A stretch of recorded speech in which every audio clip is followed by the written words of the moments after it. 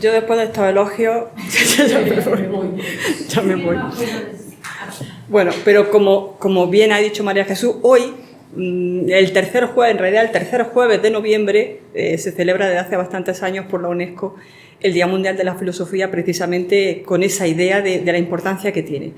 Nueva Acrópolis, como escuela de filosofía, lo lleva practicando muchos años, y además hay que incluir que el año pasado y se han estado enmarcando las actividades que se hacen en conmemoración de este día bajo el lema Hacia la unidad por la diversidad. Y de alguna forma la idea de hablar en este ciclo de actividades que vamos a tener acerca del amor es porque de alguna forma vivimos en un mundo en donde lo que estamos viendo es curiosamente todo lo contrario al amor.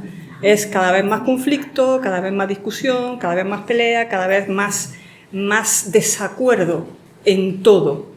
Y eso hace que de alguna manera nos sintamos cada vez más separados unos de otros. Entonces no podemos entender el amor solamente como una cuestión romántica o como algo que atañe solamente al círculo más cercano de personas, solamente a nuestra pareja, a nuestros hijos, a nuestros amigos, sino que quizá es más necesario ahora que nunca entender o comprender el amor como algo que es vital para poder romper muchos de esos conflictos que estamos viviendo en la actualidad. Y bueno, para empezar, quería proponerles que pensaran en alguna de las infinitas canciones o poesías que seguro todos hemos conocido, cantado, recitado alguna vez de tema amoroso o de tema desamoroso. O sea, qué mal lo estoy pasando, que me han dejado, cómo sufro, hay que ver esta persona que no me quiere, o qué feliz soy porque me quiere. O sea, es un tema recurrente en la historia de la literatura, de la música. Tenemos, a ver si esto funciona, esto es de un reggaetón, amor. El amor está presente también en el reggaetón, con sus palabras, con su lenguaje, con su forma de hacerlo, pero también porque es un tema humano. Y la gente que hace reggaetón es humana también. Sí, lo es. Entonces, bueno, aquí tenemos una letra acerca de, pues eso, ese sentimiento que tiene cuando ve a su amada, que es una diosa, y siente que le hace falta. Otra de José Larralde, un poco más lírica, pero también que habla de ese amor, de ese deseo, de ese sentimiento así como un poco sublime que se tiene cuando uno está enamorado. Uy, ahora me he ido para atrás, ahora no sé cómo ir para atrás. Bueno, había un poema de Becker ahí, antes. Pero bueno, la cuestión es entender que curiosamente en todo lo que es la temática literaria, artística, de canciones o nuestra propia visión del amor, generalmente lo que incluye es que consideramos, bueno, ese es el poema de Becker, que es muy bonito, pero es muy triste, porque ahí lo que está es viendo cómo sufre por ese amor perdido.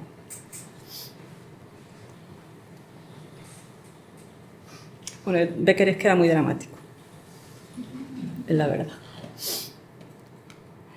Y ahora lo que tenemos es pues una serie de elementos comunes que son, por ejemplo, el sentir que lo que amamos, aquello que o aquella persona a la que amamos, es lo mejor, es lo más hermoso, es lo más lindo, o incluso cuando tenemos una afición y amamos eso que hacemos, pensamos que es lo mejor del mundo. Tenemos una asociación de aquello que amamos con algo bueno, con algo bello.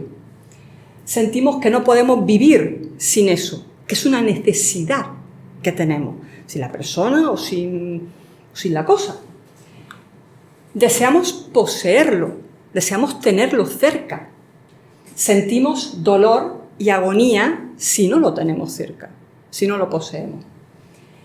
Sentimos que somos capaces de cualquier cosa para tenerlo. Y bueno, los diarios están llenos de ejemplos de gente que hace cualquier cosa, desde cosas hermosas hasta cosas terribles, por su idea del amor. Se asocia también el amor con la pasión. Y esa idea de que el ser amado no solamente es bello y es bueno, sino que nos inspira, nos hace sentir mejores personas, ¿no? Y evidentemente también tenemos el deseo de que dure para siempre, tenemos miedo de que se acabe permanentemente. Sufrimos porque tememos que se acabe. Y sentimos angustia y dolor cuando la relación se rompe o cuando dejamos de poder tener eso que queremos tanto. Entonces, vamos a ver, tenemos que plantearnos exactamente con toda esa serie de características, con todos esos elementos, qué es lo que es realmente el amor. Hay una descripción que a mí me parece muy certera y yo creo que cuando terminemos la charla, si volvemos a ella quizá la entendamos mejor, pero es una fuerza que une y mantiene las cosas unidas. Entonces, es algo muy poderoso. Pero entonces, podemos preguntarnos, si es una fuerza tan poderosa que es capaz de unir y de mantener las cosas unidas, ¿por qué a veces el amor se rompe? ¿Por qué dejamos de querer algo? ¿Por qué pasa que de pronto eso que pensábamos que era para siempre deja de serlo? ¿Era amor? ¿Era otra cosa? Bueno, hace unos 2400 años que la gente también seguía planteándose y hablando sobre los temas del amor, un filósofo que yo creo que todos conocemos, que era Platón, habló acerca del amor y propuso una serie de cosas, hizo una serie de análisis acerca de lo que consideraba que era el amor. Entonces empezó a hacer una reflexión diciendo, al principio de su texto, en el diálogo del banquete, hay una reunión en la que varias personas hablan de qué es lo que piensan que es el amor. Y en ese encuentro, pues unos dicen que el amor es el Dios más bello, el Dios más hermoso, que es el Dios primigenio, que es la cosa más poderosa, que es lo más bello, lo más hermoso, lo más bueno, lo más sabio, que es inmortal, que es... O sea, y lanzan una serie de elogios maravillosos acerca de lo bello y de lo eterno y de lo divino que es el amor.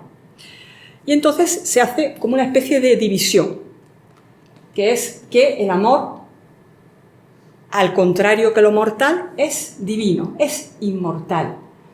Es bello en lugar de feo, es bueno, no puede ser malo el amor.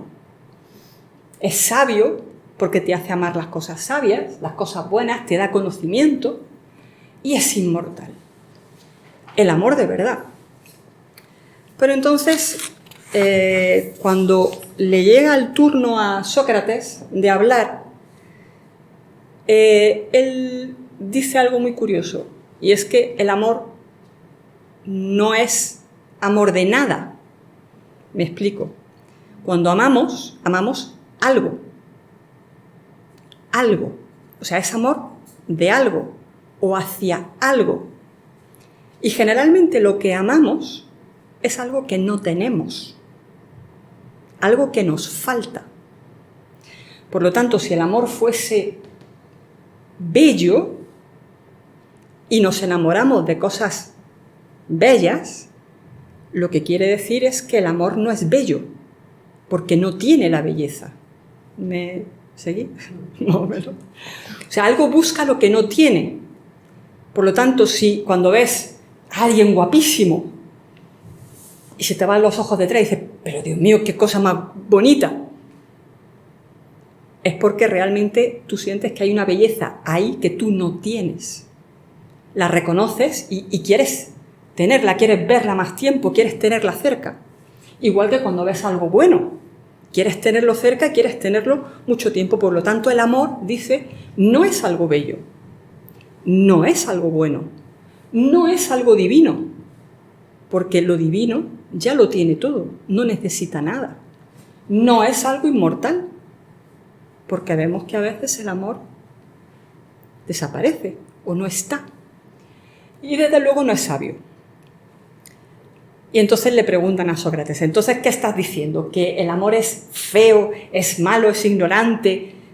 ¿Qué estás diciendo? Dice, no, simplemente que hay algo en medio de esas dos cosas, que hay algo intermedio, porque en realidad cuando buscas algo porque no lo tienes, ya te estás dando cuenta de que no lo tienes. Un ignorante, por ejemplo, no sabe que es ignorante. Por lo tanto, no va a salir de su ignorancia. El sabio ya es sabio, no busca nada. Pero el que está en medio, el que se da cuenta de que le falta algo y lo busca, ya no está, digamos, en la columna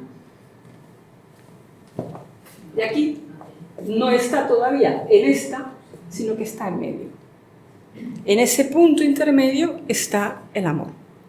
Y va a decir Sócrates que el amor no es un dios, es un daimon, lo que nosotros escribiríamos como demonio, demon, porque en la antigua Grecia, digamos que los espíritus bondadosos, o aquello que no llega a ser un ente divino, pero ya no es un elemento mortal, aquello que estaba en medio y que tenía una gran bondad y que te permitía, digamos, vislumbrar lo divino, pero no era un dios, era un daimon. Y dice, el amor es un daimon, es un ser intermedio, no es un dios. Y entonces cuenta un mito muy bonito, que es el de Poros y Penia. Cuenta una historia que dice Sócrates que escuchó de una sacerdotisa de Mantinea, que se llamaba Diótima. Y esta sacerdotisa le cuenta que cuando Afrodita nació, se hizo una gran fiesta en el Olimpo. Y entonces, pues todos los dioses acudieron. Y acudió Poros, que es el dios de la abundancia, y bueno, pues como era el dios de la abundancia, pues bebió en abundancia y se quedó dormido debajo de un árbol. Y luego llegó Penia, que es de alguna forma la diosa de la pobreza, de la falta, de la carencia. Y como siempre andaba mendigando y siempre andaba pues medio vestida, medio desnuda, porque no tenía recursos, no tenía nada a su alcance, cuando de pronto se le presenta la oportunidad de ver al dios de la abundancia ahí dormido, pues por estas cosas que hacen los dioses, se puso a su lado y concibió un hijo. Y ese hijo era Eros, el amor. Entonces, así es como nace Eros, y de esta forma tan curiosa explica Platón por qué el amor no es un ser divino, no es bello, no es bueno, sino que está compartiendo esa naturaleza de su padre y de su madre, que a veces tiene un gran recurso, una gran habilidad, un gran ingenio y florece y es hermoso y bello, lo parece, pero a veces tiene y muestra la naturaleza de su madre y entonces está mustio, está triste, siente que le falta algo y de nuevo la naturaleza de su padre le hace coger impulso, buscar los medios a su alcance para poder sentir y coger aquello que le falta.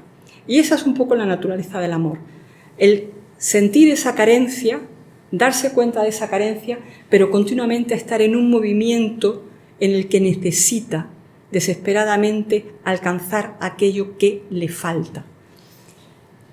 Entonces, entre esos dos extremos, el amor, diría, es lo que nos impulsa a unirnos con aquello que es propio de la naturaleza humana. Hay un experimento que siempre me gusta mencionar, los que ya lo han oído, pues lo siento por ello, pero me parece muy interesante, que se hizo con niños pequeños, con niños muy pequeños, para tratar de identificar si el bien, el sentido del bien, era algo innato o era algo aprendido. Para no hacer toda la narración, todo el relato largo, El resultado del experimento eran niños muy pequeños, de 5 meses, o sea, antes de que el niño haya tenido oportunidad de tener una experiencia de sociabilización. Lo que vieron es que efectivamente los niños tenían un sentido innato del bien, y ese experimento se hizo también con respecto a la justicia, y se vio que los niños reconocían lo que era justo y lo que no era justo, lo que era bueno y lo que no era bueno. Lo podían reconocer. Luego, como dicen, yo nací bueno y cuando llegué al colegio se me pasó, o algo así. Luego la educación cambia, nuestra cultura, nuestra educación, nuestra familia va cambiando mucho, y nuestra experiencia va cambiando nuestra forma de ver y de reaccionar ante el mundo. Pero de forma innata, de alguna forma, ese sentido del bien, ese sentido de la justicia y de la belleza está dentro de los seres humanos. Y Platón decía justamente que la naturaleza humana, el alma humana, es capaz de reconocer esos elementos porque es su naturaleza, es parte de lo que es. Pero, digamos que al nacer, al entrar en la vida, se nos olvida. Pero el alma sigue buscando aquello que es propio de su naturaleza. Lo busca desesperadamente, entonces busca lo bello, busca lo bueno, busca lo justo, busca lo verdadero, continuamente. Y entonces, esto es un fragmento del banquete que dice, en efecto, es precisamente la sabiduría una de las cosas más bellas. Y Eros es amor respecto de lo bello, porque el amor busca las cosas bellas. De suerte que es forzoso que Eros sea amante de la sabiduría, y como es amante de la sabiduría, se halla a medio camino entre el sabio y el ignorante. ¿Vale? Con lo cual, a nuestra columna tenemos que añadir que el amor, además, como sabéis, filósofo es el amante de la sabiduría, ese amor emparenta al filósofo también con los buscadores de la sabiduría, del conocimiento, de lo bueno, de lo bello. Por lo tanto, también es un amante el filósofo. Dice también Platón en el banquete: por la posesión de las cosas buenas son afortunados, los afortunados son afortunados. Ahora tendríamos que preguntarnos algo. ¿Es lo bueno lo mismo para todos? Porque hasta ahora hemos hablado de la belleza, del bien, de la justicia, pero sabemos que no todo el mundo opina lo mismo acerca de lo que es justo, de lo que es bueno, de lo que es bello. Cada uno tiene su propio criterio, ¿o no? Sí. Entonces podemos preguntarnos, ¿es relativo esto del bien, de la justicia, de la belleza? ¿O hay realmente un arquetipo, como decía Platón? ¿Hay algo que realmente somos capaces de reconocer como lo bueno, lo justo, lo verdadero, lo bello?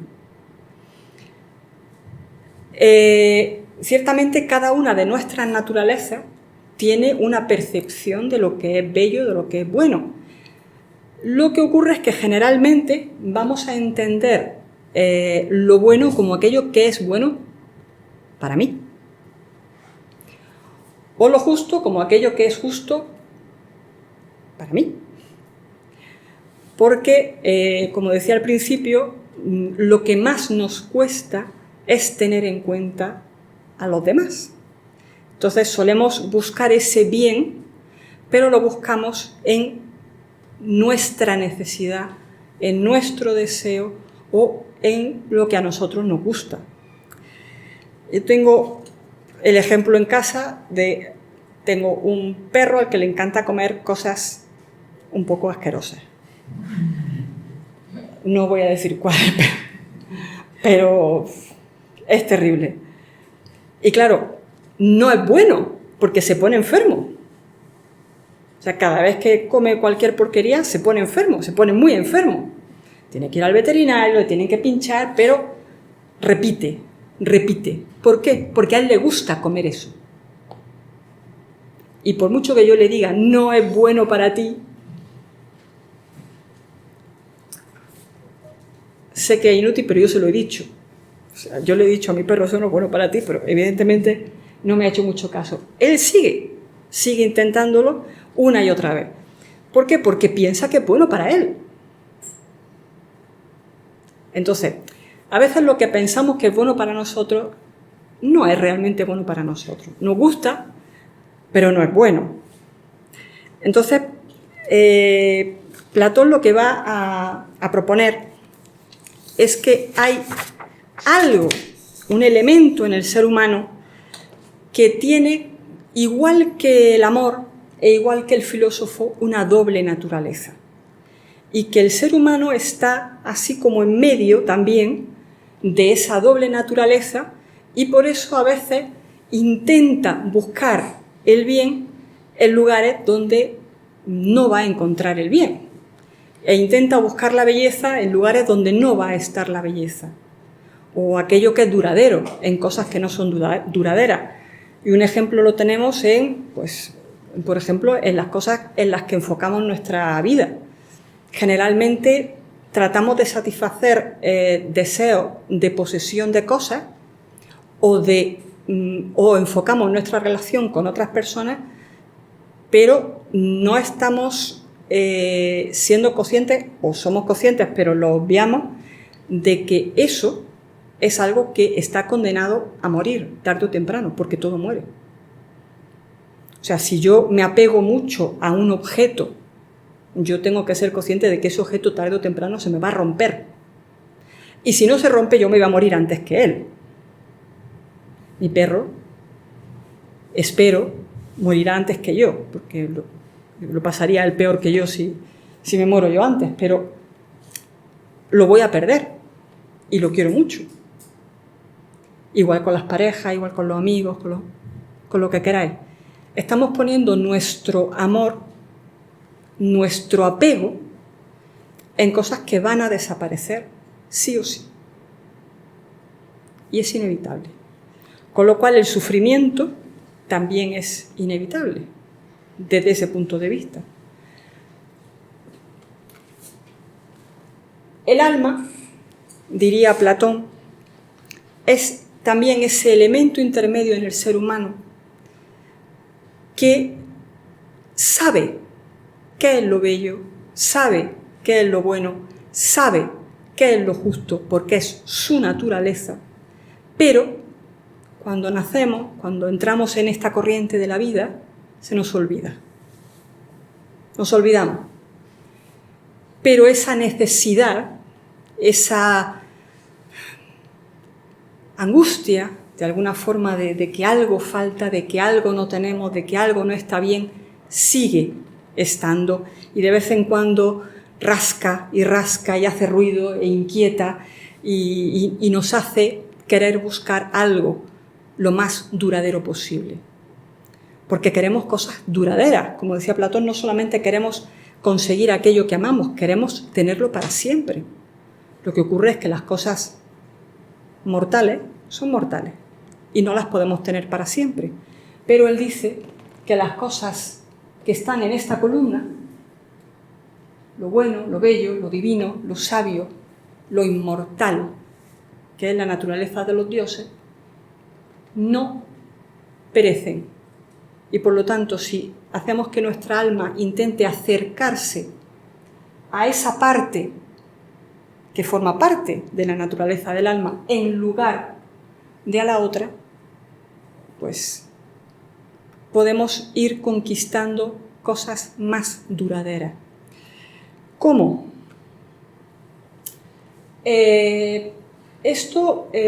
Bueno, imaginaros que el pajarito es el alma. Ese es el alma. Como decía antes, Plotino hablaba también, y Platón hablaba de un doble movimiento del alma. Cuando fijamos nuestro amor en las cosas, digamos, más materiales, en esa Venus Pandemus, en esa Afrodita Pandemus, en ese amor a las cosas mundanas, pues tenemos que ser conscientes de que eso va a desaparecer tarde o temprano. Pero si nos fijamos en el amor celeste, en el amor de las cosas divinas, en el amor de las cosas bellas de verdad, o de las cosas buenas de verdad, que ahora intentaremos ver cuáles son esas cosas, cuando desapegamos un poco nuestro deseo de las cosas perecederas por buscar cosas un poco más duraderas, el alma de alguna forma va elevándose también y va viendo cosas que antes no veía y va descubriendo cosas que antes no había descubierto y va recordando, como decía Platón, cosas que había olvidado de su propia naturaleza.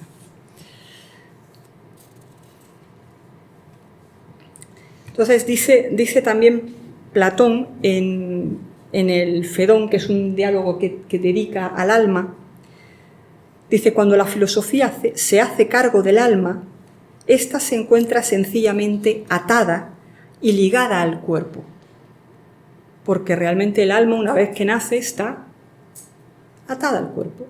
Estamos muy, muy dependientes de las cosas y de las demandas de nuestro mundo físico, y es así. Y obligada a considerar las realidades a través de él. ¿Qué quiere decir esto? Pues que nosotros vemos el mundo según nos lo muestran nuestros sentidos, según lo que percibimos físicamente y según lo que percibimos emocionalmente, así es como vemos el mundo. Entonces, dice, el alma está obligada de alguna forma a ver el mundo según cómo el cuerpo lo ve. Dice, como a través de una prisión, en vez de hacerlo ella por su cuenta. O sea, el alma, en vez de poder mirar las cosas como son realmente, las tiene que ver como el cuerpo o como digamos, su personalidad se las muestra. En vez de hacerlo ella por su cuenta, por medio de sí misma, y en una palabra, revolcándose en la total ignorancia, y que la filosofía ve que lo terrible de esta prisión es que se opera por medio del deseo, de suerte que puede ser el mismo encadenado el mayor cooperador de su encadenamiento, porque son nuestros propios deseos los que nos encadenan y los que nos atan, básicamente.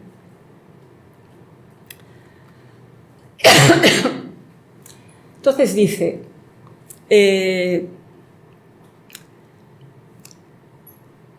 Sócrates en este momento, digamos, hablando por boca de Diótima, de la sacerdotisa, ella le va a explicar cuál es el camino para empezar poco a poco, paso a paso, a ir dejando de estar atado a lo que su personalidad le muestra, para ir elevándose poco a poco, para ir subiendo un poquito más la conciencia. Entonces dice, es preciso que quien pretenda ir por el camino recto hacia ese objetivo, hacia el objetivo del amor, empiece desde joven a encaminarse hacia los cuerpos bellos y, en primer lugar, si su guía lo conduce correctamente, que se enamore de un solo cuerpo y en él engendre razonamientos bellos.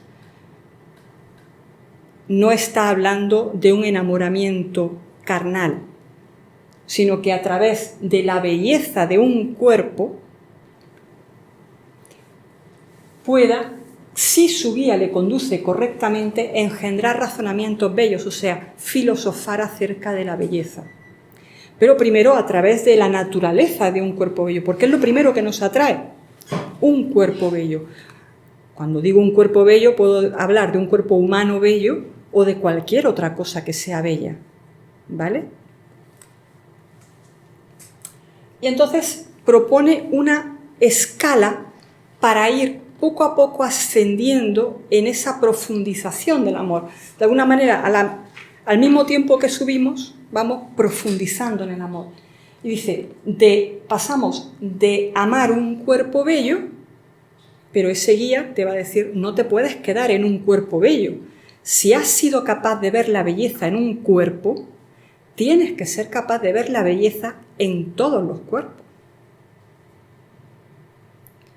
O sea, la belleza no es exclusiva de una sola cosa, está en más cosas. Entonces tienes que ser capaz de poder ver más belleza en más cuerpos y percibir esa belleza en todos los cuerpos, porque habrá cuerpos cosas, objetos que no parezcan bellos, pero tienes que buscar la belleza en ellos. Porque ya no estamos hablando solo de una belleza física, sino de algo un poco más profundo. Y de ahí pasar a la belleza en las almas. O sea, hay almas que son bellas. De Sócrates se decía, hay muchos retratos de él, que era muy feo. Y decían que era como una especie de sátiro, que tenía así como forma de sileno extraño. Y he visto escultura de él. Guapo no era. Pero, no lo era, la verdad, pero sin embargo, era tremendamente amado por la belleza de su alma, por lo capaz que era de llegar a hacer acciones y razonamientos realmente bellos. Entonces, encontrar y descubrir la belleza en las almas, pues ya hemos trascendido la belleza de los cuerpos, ya estamos viendo algo más. Hemos pasado de uno a más, y de lo externo a lo interno. Y luego ver la belleza en las normas de conducta y en las leyes. Y no está solamente hablando de las normas de conducta y las leyes, digamos, humanas, sino que entre nosotros tratamos de relacionarnos de forma armónica y de forma bella. Tratamos de tener convivencia, y cuando esa convivencia se establece entre las personas, hay algo bello también. Y con respecto a las leyes, no solamente las leyes humanas, sino también las propias leyes naturales, que están y rigen todo, y hay una belleza en ello porque es armónico también. Entonces vamos ascendiendo.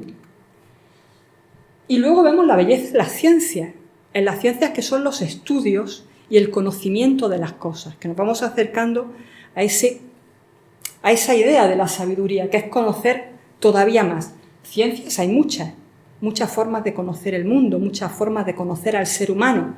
Pues eso es bello también, porque te provoca un asombro ante cómo está todo regulado, organizado, encajado bien y armonizado entre ellos.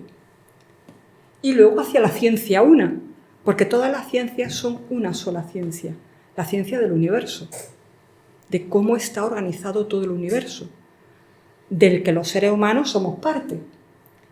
Y de la ciencia una vamos a ver el arquetipo de lo bello, porque ya hemos visto la belleza en todas las cosas y ahora estamos viendo la belleza en sí.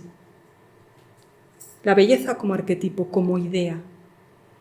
Porque es difícil entender a veces esa extracción de los arquetipos, pero imaginad que la rosa no es bella porque es rosa, sino es bella porque participa del arquetipo de lo bello.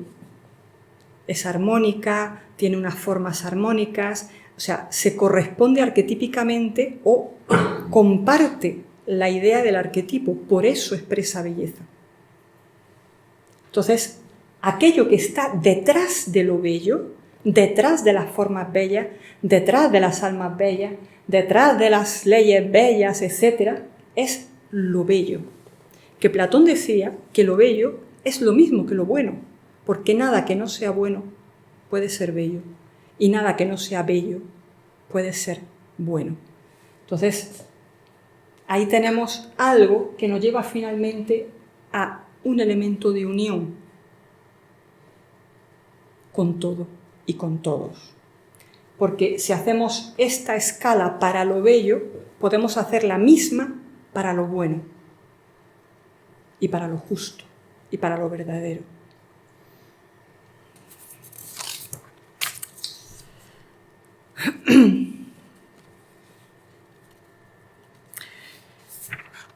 Y, bueno,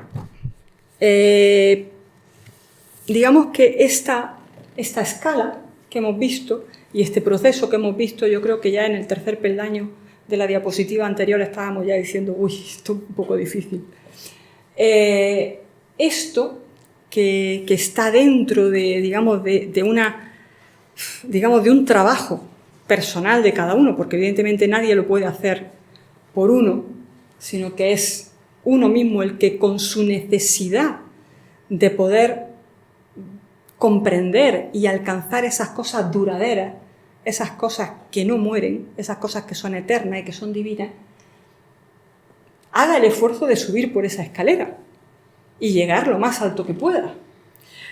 En la antigüedad, además de este arquetipo, estos arquetipos de los que hablaba Platón, de lo bello, lo bueno, lo justo y lo verdadero, existía también otro arquetipo que era el del héroe, que alguna vez se ha hablado aquí, María Jesús ha hablado también, muchas veces lo ha comentado. El héroe en la mitología griega era un ser que había nacido, era una persona que había nacido con una doble naturaleza también. Era hijo de una divinidad y de una persona mortal, ya fuese la madre o el padre divino, el padre o la madre mortal, pero estaba en medio también, en un punto intermedio entre lo divino y lo humano, entre lo inmortal y lo mortal. Y por lo tanto, si lo divino, como decía Platón, tiene necesariamente que ser bello y bueno, pues este héroe que estaba en medio estaba compartiendo esa misma naturaleza del alma, del filósofo y del amor. Necesariamente el héroe era aquel que subía su escalera hasta llegar al punto final. Un ejemplo muy conocido es, por ejemplo, el de Heracles, el de Hércules. Hércules, que nace hijo de Zeus y de una mortal, tiene que pasar terribles pruebas. A lo largo de su vida pasa por innumerables pruebas, pero guarda un simbolismo muy interesante porque él, que nace con un gran poder porque es hijo de Zeus, pero su naturaleza es mortal, es incapaz de controlar su fuerza. Tan incapaz de controlar su fuerza es, y tan iracundo, que en un momento de ira, en un arrebato, mata a su mujer y a sus hijos. Y apesadumbrado por ese crimen que ha cometido, va al oráculo en busca de que le diga qué es lo que tiene que hacer para redimirse de ese crimen, de ese pecado. Y entonces le dice que tiene que pasar pues, esas 12 pruebas, esos 12 trabajos que son muy conocidos de Hércules. Y, curiosamente, en los primeros trabajos él usa su fuerza bruta, lo único que tiene, pero con el tiempo y con cada una de las pruebas, lo que tiene que aprender a usar es su astucia, es su inteligencia, es su humanidad, para finalmente acabar liberando a Prometeo, que sabéis que en los mitos Prometeo era el que había, por amor, llevado el fuego de los dioses a los humanos. Entonces, el último acto heroico y salvador, redentor de Heracles va a ser liberar a Prometeo. Ese héroe, que aunque habría que dar una charla entera para ir explicando cada uno de los pasos, ese héroe continuamente en los mitos está haciendo ese mismo camino hacia lo uno, hacia lo divino, hacia lo bueno, hacia lo bello, que hace Hércules o Heracles, solo que de forma simbólica. Hay que, digamos, profundizar un poco en el mito para poder verlo, pero está haciendo exactamente lo mismo. Y lo mismo que hizo Heracles, hacía San Jorge, Luke, Skywalker, Harry Potter y muchos de los héroes que tenemos hoy en día, porque cumplen el mismo arquetipo. Están siguiendo el mismo arquetipo.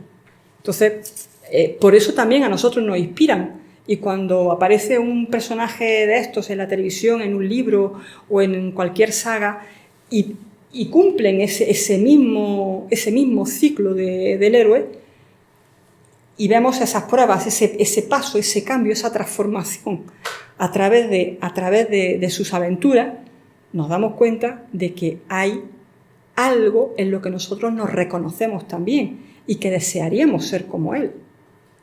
Y queremos ser ese héroe. Es algo que nuestra alma desea porque es algo que le pertenece de alguna forma.